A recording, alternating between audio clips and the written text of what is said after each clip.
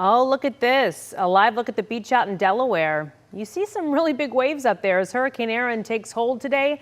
The storm is not expected to make a landfall, but it's still going to bring dangerous rip currents, high waves and flooding along the East Coast. Now in North Carolina, a state of emergency and mandatory evacuations are underway in the Outer Banks, bracing for 40-mile-per-hour winds and waves up to 20 feet. Ocean water already flooding some streets as crews race to shore up the dunes there. Business owners are preparing to be inundated as well. Red flag warnings stretch all the way up the East Coast. Beaches in New York are closed Thursday and Friday as Erin churns north with dangerous rip currents and 12-foot waves.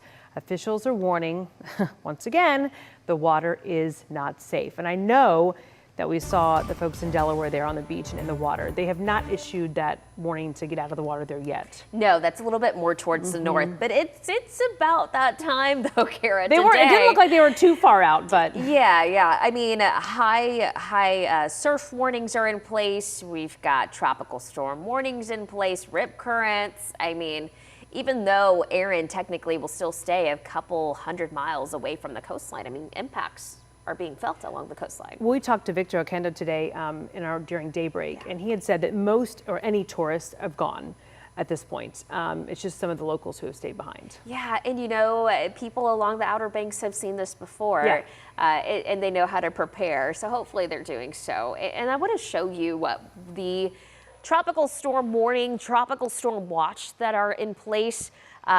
So with a tropical storm watch that was in place for Virginia Beach has now turned into a tropical storm warning.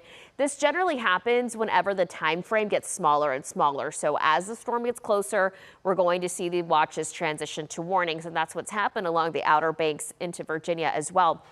Now this, of course, tropical storm warnings are in place due to wind gusts from 35 to 50 miles per hour, but gusts close to 60 miles per hour at times as the outer bands of Erin make it into the East Coast. Not only that, but storm surge as well, up to 4 feet along the Outer Banks where you see that blue there. That's 1 to 3 feet of storm surge, and that's water from the ocean that gets pushed inland. That on top of freshwater flooding, which is what is the raining, and that's what that's called. So you got fresh water running from the rain, and you also have the storm surge from the ocean. So some of the outer bands have already made it onto the Outer Banks, and the center of circulation of Erin is still quite a bit away towards the southeast, and where you can kind of see, you can kind of make out where that turn happened. So let me show you what I mean by that.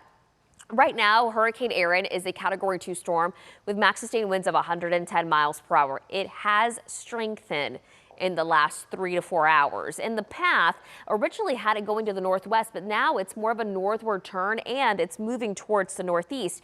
And right now, it looks like it will eventually make it to a Category 3 status. It'll be right on that line.